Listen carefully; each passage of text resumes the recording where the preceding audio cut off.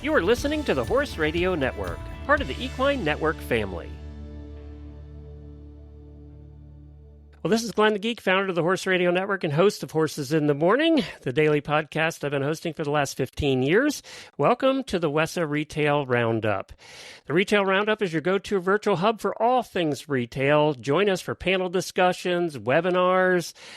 You can ask questions and connect with your community through the Facebook page. You want to join that? Look for Retail Roundup on Facebook. Today, we'll unpack why some brands produce tons of content, yet see very little return, and others create systems that turn customers into storytellers, advocates, and repeat buyers.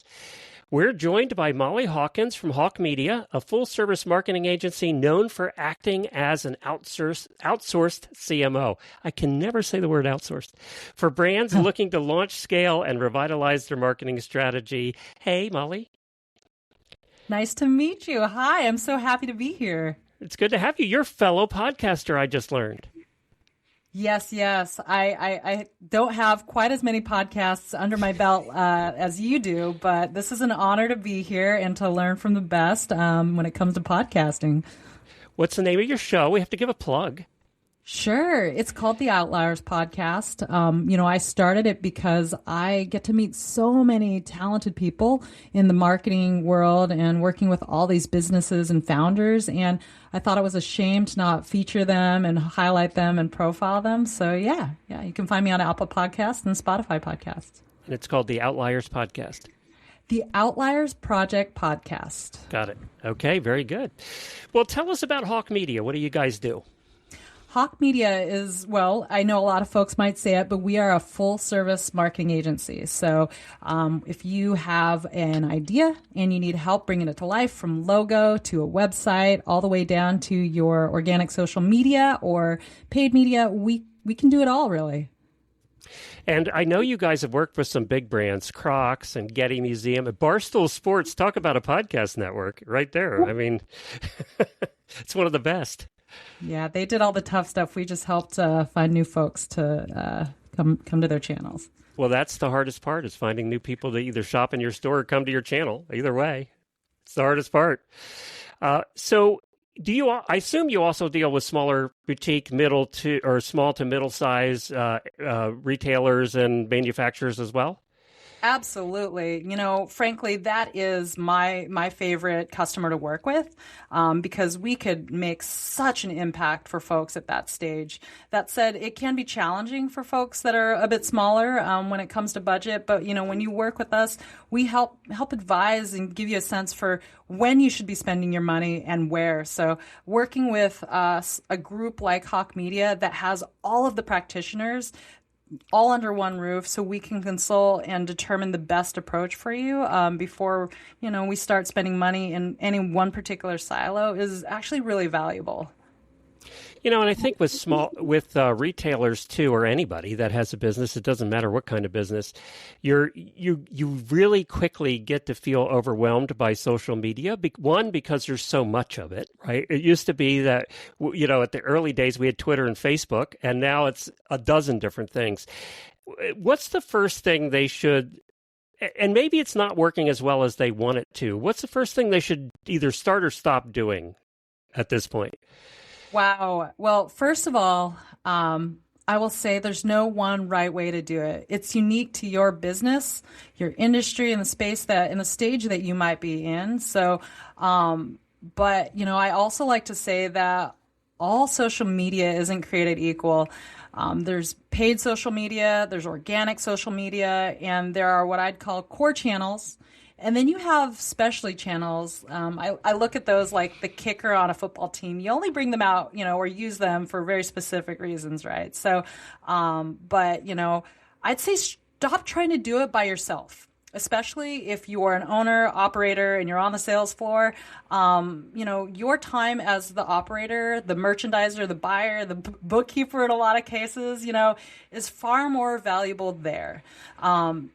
That said, don't put it on autopilot because, I'm sure as a social media user yourself, you can tell, you can tell when a brand or a company has put their social media on autopilot, and really you scroll right past that stuff.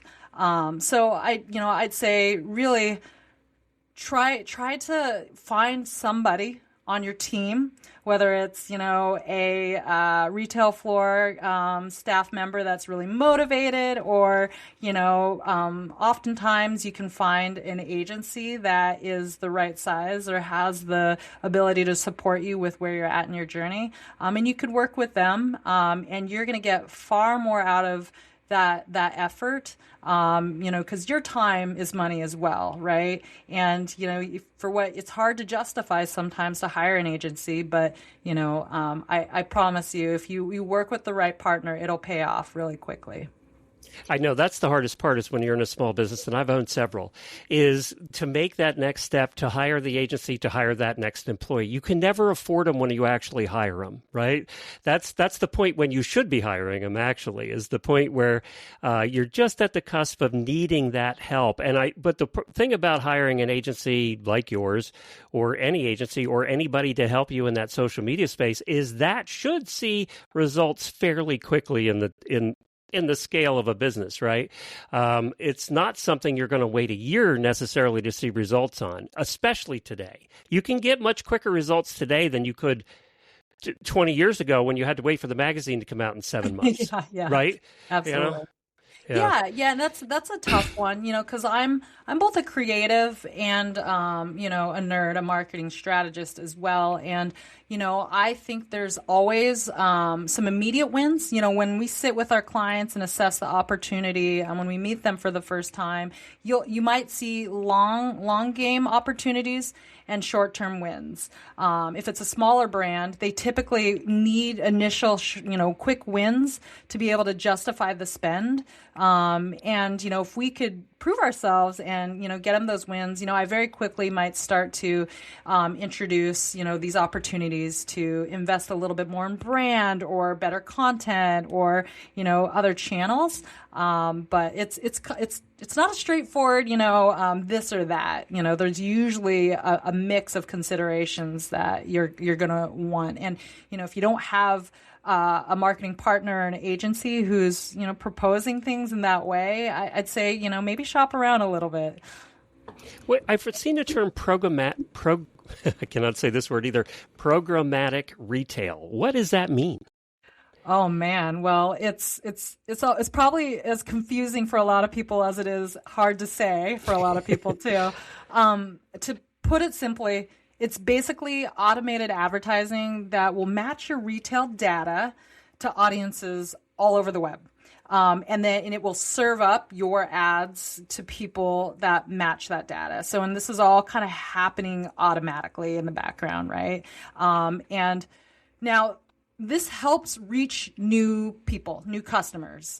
It's a distribution game changer for small retailers. It optimizes the amount, if you have only a set amount of dollars you have to spend on advertising, it makes sure that your dollars are going to the right people. So that's great. But it doesn't necessarily establish that connection or help differentiate you, because if your content isn't aligned, or isn't saying the right things or isn't connecting with them on a deeper level, you might reach them, but you may not get them to click through, right? So, I like to err on caution or recommend brands, really think about the strategy for the content that they are actually putting out. So too quickly, they'll just sign up for programmatic, reach people, not think about what it is they're saying to them. So a strong content strategy makes sure that every piece of media that's reaching folks through the programmatic ads is on brand, it's telling the right story, or a really solid call to action. So when you first meet with a customer, what are you looking at? What kind of questions do you ask? And I know this is a large question to answer in a small amount of space, but I think people also are, and I always have been in the past too, always a little nervous to go talk to that first person, not knowing what to expect. So I'm kind of trying to give them an idea of what to expect when you show up at their door. Oh man, usually I want to learn as much as I can about their business. I consider myself, again, a creative and a brand marketer first, thinking about the deep connective tissue from your business or your story that will align with audiences and customers. And, I don't even think about the channels and the way that we're going to engage with them quite yet. I want to know what makes you different, what makes you special, or what's fun about your brand that could turn into something that will stand out in your marketing, whether that's through an ad or a social post, you name it. So, really that's where I spend and over-index my conversation and in those initial, touch points with my customers or prospective customers is to understand what's the opportunity. And then of course, I will ask them, what have they seen success with? What are they struggling with? I always ask them, what the makeup of their team looks like, or what kind of resources, what kind of budgets they have too, because a strategy is nothing if they can't execute on it. So it's really important. So, I'm certainly concerned and thoughtful about the entire business ecosystem, so that I can make, really great recommendations for them. I think one of the mistakes I made early in some of the businesses I had along the way was not really understanding what my brand was, not being super clear to the point where I could make that elevator pitch in 2 sentences, Do you still find that, or are people getting clearer about what their brand is? Man, I think, people still struggle with it. We're human. There's more noise in the world, more things to consider than ever before when it comes to being a business owner or a founder or, someone who's innovated on a product. So I think people tend to over-index on wanting to communicate too much. The exercise that I like to do with them is to really ladder up to the most important central message around. But I want to tell them everything because it's all good, Molly. I want to tell them everything. Right? There'll be a time and a place for that. We all want to do that.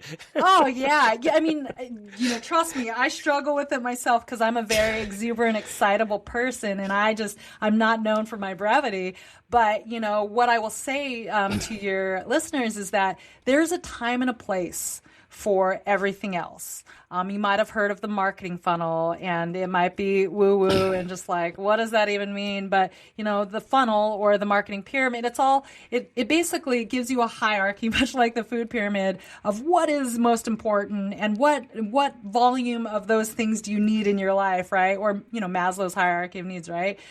So, first and foremost, at the tip of the pyramid, if we're talking about the hierarchy, Maslow's hierarchy, is, what is that most important thing that is universal, that is going to connect with people, that really synthesizes what you do and do differently, right? And you lead with that, and then all of the other stuff obviously fits somewhere. But so I teach, and we build a framework for where to place all the other things that you. Sometimes, when I use this example often, have you ever seen like a flyer that comes in your mail, just like a news promotional mailer or something, or the newspaper ad? Oof, that ages me. I think there's still newspapers, but that just has so many messages, all and like offers and all this information. You don't even know where to begin to look, right? That's what you're doing to your customers. If you're trying to say everything all at once on your ad or in your social posts, if you create a very succinct, meaningful, targeted message, you're going to get their attention. Once you get their attention, then you can start talking about other stuff.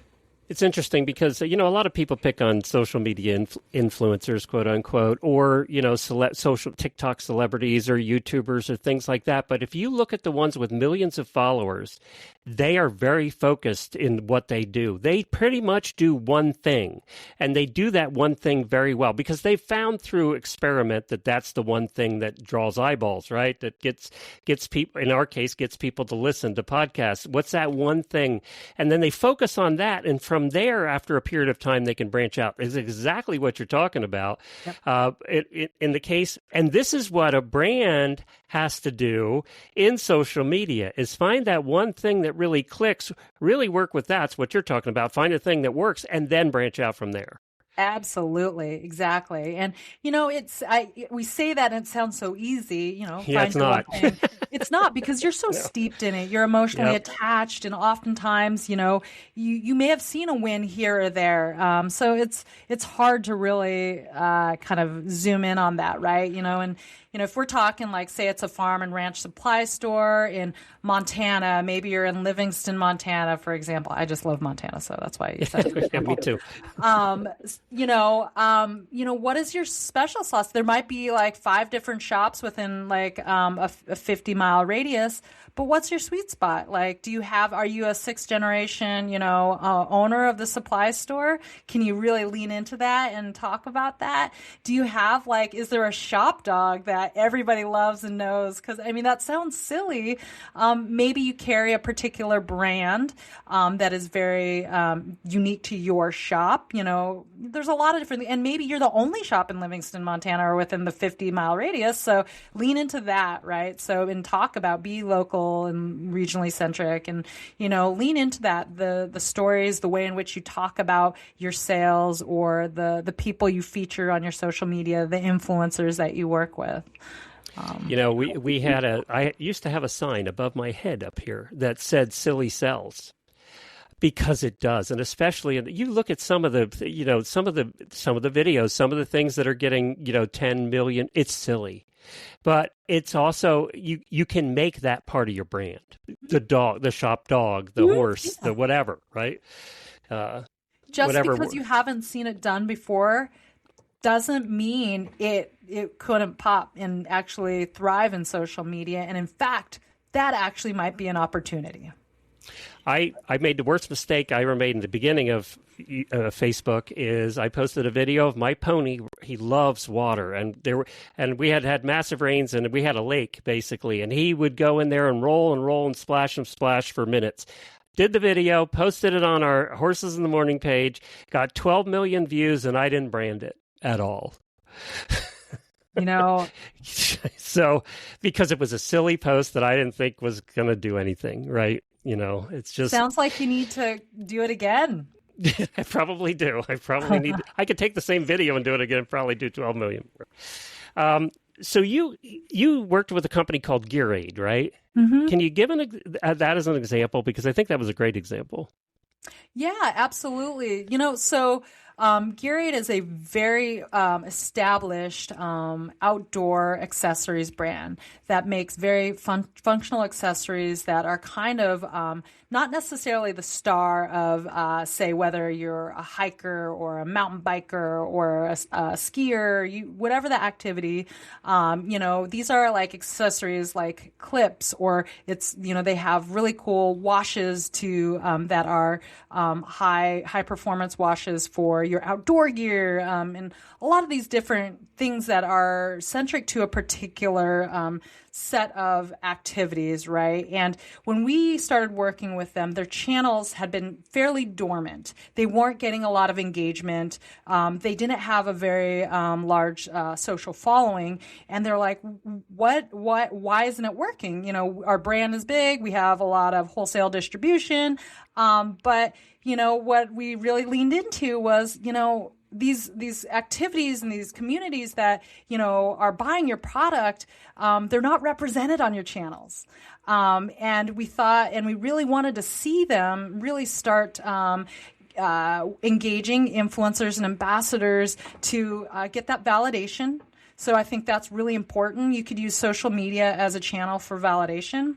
But also it allowed us to supercharge our content sources. So working with influencers and ambassadors allowed them to get content that they could post collaboratively with these individuals, that then reduced, they were struggling because even though they were a large brand, they didn't have a large social media and marketing budget. So we were able to offset their content production budget by bringing these people in. We incentivized them and rewarded them for their contributions and for participating, but these were people we worked with. We weren't looking for influencers. We were looking for passionate users of their products within these spaces. And it worked, and we did start producing some of our own branded content for Gear Aid, but people loved the community content. So really you started to see that shift. The channels were starting to grow. The engagement was starting to pop again. And in fact, a good line share of the content on the channel was coming from our community. And it was beautiful. That's interesting because we've done we've done 15,000 episodes at Horse Radio Network. And when we've done our surveys, we always thought at the beginning of podcasting that it would be the big names. You got to have the Olympic riders and all of that. And that's not true. Right now, our surveys tell us they love the interviews we do with other listeners, people that are just like them, because they can relate. Right? Absolutely. And having your customers as some of your ambassadors, and every store out there has those loyal customers. We talk about the 80-20 rule, 20% spend 80% of the money in your store. By the way, that's not changed in 40 years since I started selling. Yeah. That has never changed. And those 20% are your ambassadors, and they're happy to help you out because they like you, but have you ever asked them? Right? Absolutely. You have to ask. I mean, oftentimes you'll find that people are already in their little ways evangelizing you or want to be able to, but they just need an ask. So that's what we've done with a lot of our customers and our clients, similar to Gear Aid, is we give them a framework that makes it really easy to manage and collaborate with these individuals, as well just give them a checklist of things like you want from them. Hey, do a Google review for our business page, share a social post, send us the content, and give us real reviews on our product as well. It's a genuine reciprocal relationship, and it should be. Don't think about it. The term influencers is so just kind of washed out anymore, and I think it has gotten people to think that they need these people because they just need the traffic and the eyeballs. But if you do that, it won't work.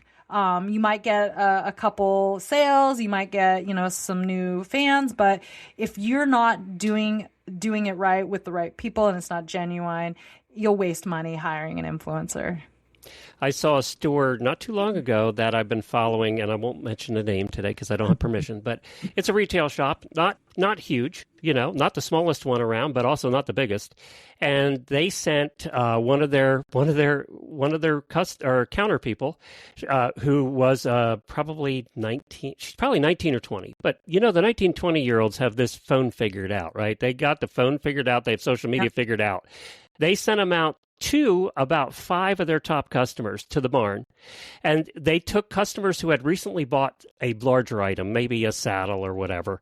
And they went out and just took the iPhone out or your cell phone out, and she just asked them questions and filmed them using the product and started posting that on social media, and it went. Because it was, first of all, we like to see each other's barns. That's number one. We all like to see each other's barns. But it was very authentic. It was this 19-year-old bubbly girl out there just saying, hey, you bought the saddle from us. Can I see a ride in it? And then, of course, you meet the horse and you see the barn. And then it became a thing. And now that's one of their main avenues. Yep. So it doesn't always have to be, doesn't have to be complicated. Absolutely. And you don't have to overcomplicate it with expensive gear. You can do everything from your phone these days. You look at the 5 million follower YouTubers, and most of them are using a phone for their video. Absolutely. There are documentaries getting filmed now with phones because it's that great. GoPro, another one. It's cheap, but it's excellent video. Absolutely. And they're this big. Oh my gosh, yes. Yeah. I mean, you don't need a $10,000 camera anymore. You don't. No, you absolutely don't. And I will stand behind that. There's a time and a place for high production value for sure. But I think, especially if you're talking specialty retail, connecting with your customers in a meaningful, intentional way is more important than high production value for sure. You've worked with some of these big companies like Crocs and those kind of companies. Are there principles or strategies that they use that directly apply to the smaller outfits? I think we could lean back into what we were talking about earlier and don't try to be everything to everyone. They have found their niche and they have leaned into it. So focus on what makes you special. Lean into it.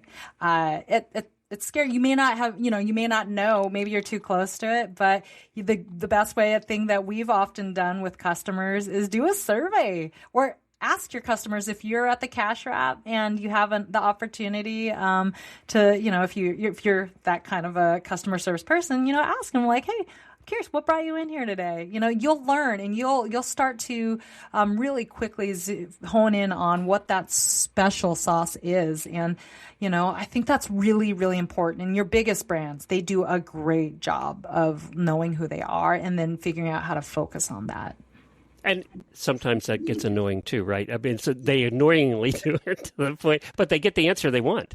Yeah, absolutely. Yes. Yeah. All right. So the one thing, too, that I've said on the show 100 times, and I'm going to keep saying it because it's so, so important, is consistency. You have to be consistent, right? I mean, we preach it in podcasting. You take a look at any of the people that have done very well in social media. They didn't do very well overnight. They were consistent. Is that something you preach? Oh boy, absolutely. Yeah, and you can look at consistency a few different ways, both in cadence, when you show up, how many times you show up. So there's that. But I'm going to speak more around how you show up. Okay.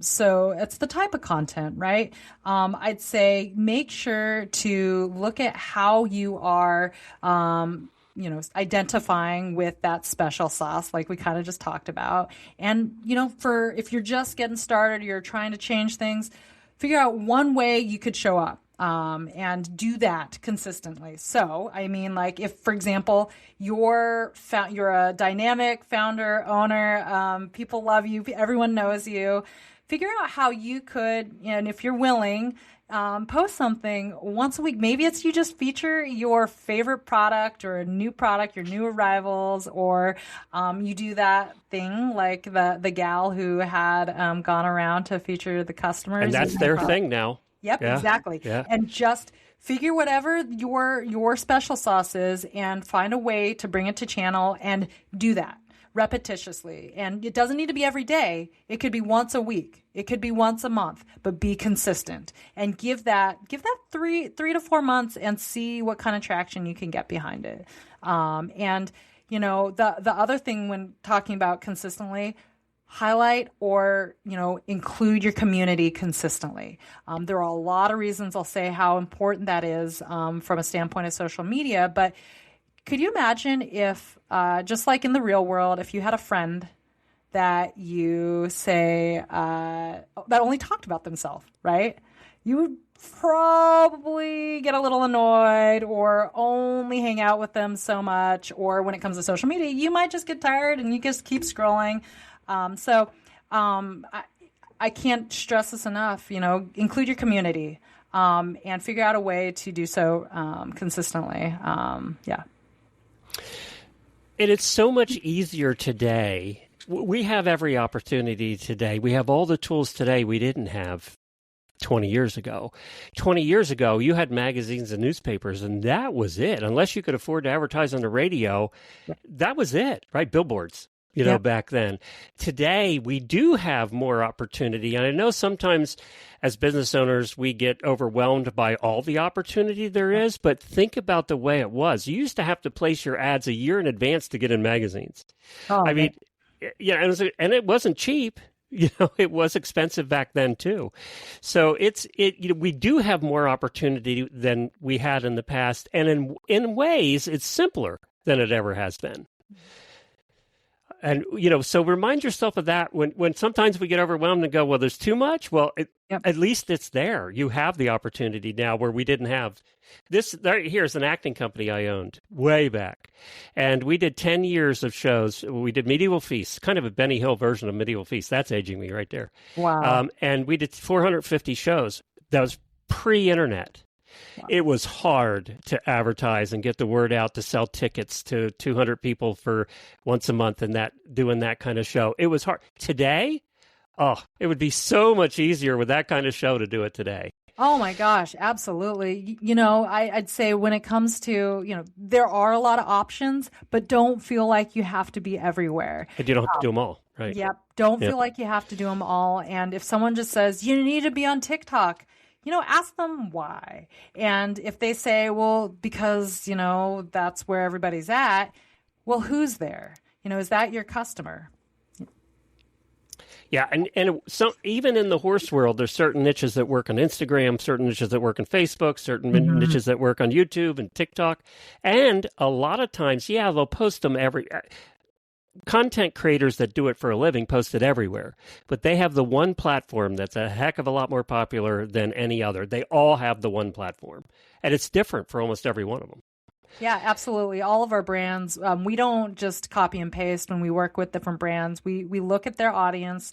We look at their capabilities. Like, do they have the ability to produce a high volume of video, right? If not, we might not say YouTube or TikTok.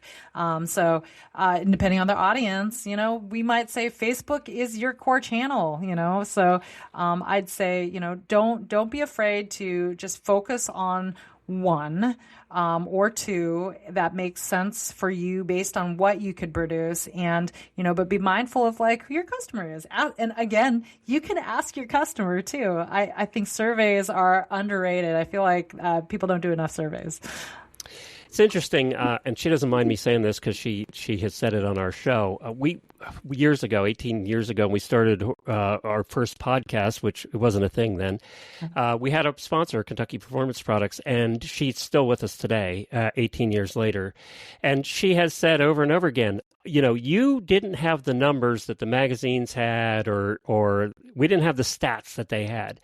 But I had more direct response from your listeners than I had from any other place we advertised. And she advertised everywhere. She said, but more people would call me and say, I heard about it on the show. So, that leads to the next thing is how to identify the metrics, how to, and what I'm trying to say is you will get results in places that don't necessarily have the biggest numbers of the advertising you do. Is that true of the larger brands too, or is it all just big numbers? I am probably going to have a different perspective than the folks on my team that actually work in the paid ads. So I'm more at your strategy level, and I'm really focused on your overarching content strategy. But for me, metrics, this is like we said at the very beginning of the show, there is no right way to do it. And I will stand behind that. There is no right metric to track. I will stand behind that. You could fight me, and I'm sure some of my counterparts will fight me on that. But I truly believe that if you are tapped into your brand North Star and you're telling the stories that you need to be telling, the most important metrics are your content engagement. So that could mean a like, a comment. For me, and these days, some of the most important ones are saves. So on Instagram in particular, you have saves or you can share content. So that would mean someone is bookmarking and saving that piece of content because it is so valuable they want to look at it again, or they want to be able to reference it. And then sharing, of course, that means that they are sending it to someone that they think needs to see this. Those are huge indicators. Yeah, shares are always one I looked at. Yeah, absolutely. That means you are either providing extreme utility for your audience, that they are willing to save that and share that. Then also, it could mean in some cases you could be entertaining. It doesn't necessarily have to be a utility, but it was that meaningful. And so those are the biggest signals for me. And of course, if those activities are happening, the engagement, the reach, the views, and all the other things are happening in the background. So. And you're going to know what advertising is working by, one, people coming in your store saying they heard it or saw it, right? Oh my gosh, yes. Or read it, whatever that is. You're going to know. You're going to get a feel, just like Karen from Kentucky Performance Products. She had people calling her on the phone saying, I heard it on the show. And she used to come on our show all the time before she sold the company. So, it's, and you don't even have to, a lot of times, look at the numbers. Where the sales are, where the result is coming from, because they tell you.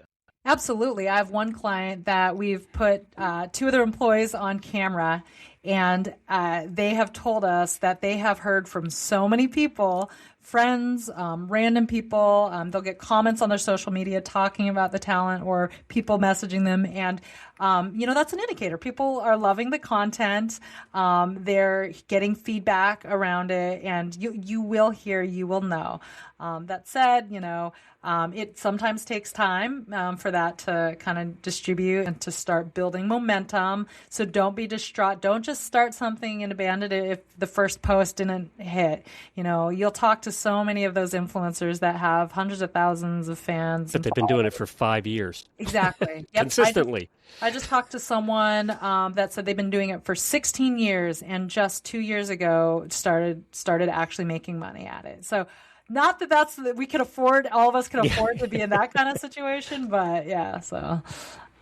Well, and you're doing it as a supplement to the other things that you're doing too, that work in the store, the special events you have and things like that. Yep. You're doing this in addition to that to bring into. Hopefully, you have that base there. That this is bringing in additional revenue. Yeah, yeah, absolutely. And I will say though, it's all part of an ecosystem. It's all connected. You want your digital to be connected to your in-person terrestrial brick and mortar experience as well. So, for example, if you are doing events in your store, make sure to capture content of that and put it on your social media afterwards, whether it's like a fun video or a special moment that was memorable, or I love when customers, and we recommend that depending on the gathering, if you can get a group photo and share it afterwards and say, hey, thank you to everybody that came out.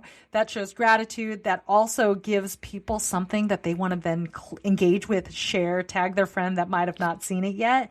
And that gets people connected to your social media that maybe weren't already connected. That also shows your audience online what it's like to be a part of the community. It serves both brick and mortar and your digital appearance. It all is connected and supports each other. That's a perfect way to end this. Where can people find you? And if they want to chat with you about maybe working with you or just call you, what do they do? Absolutely. You can go to hawkmedia.com. That's HAWKE media.com. And you can email me, mhawkins@hawkmedia.com. And I'd be happy to geek out with anybody. I will talk horses all day long. I'm still in the learning phase. I'm definitely not an expert like you, but I'm happy to give anyone a free consultation as well. All right, very good. And so it's Hawk Media. I'll put all the links in the show notes. Give one more plug for your podcast, because that's where they can go listen to more of you there. Oh, wow. Yeah. Thank you. Outliers Project Podcast. Outliers Project Podcast. And of course, you can find us. I have a noise going in the background. I don't know what that is. So thank you for joining us for WESA's Retail Roundup. To watch them all, you can go to the WESA Trade Show YouTube channel, and to stay up to date with Retail Roundup via the Facebook group and the WESATradeshow.com. And we do have another part of our podcast is a second show that we do on the same feed, Wisdom by WESA. You can hear that twice a month as well, every Thursday or every other Thursday. We appreciate you being here. Thank you. Thank you a bunch for joining me, Molly. I really appreciate it. Thank you for having me.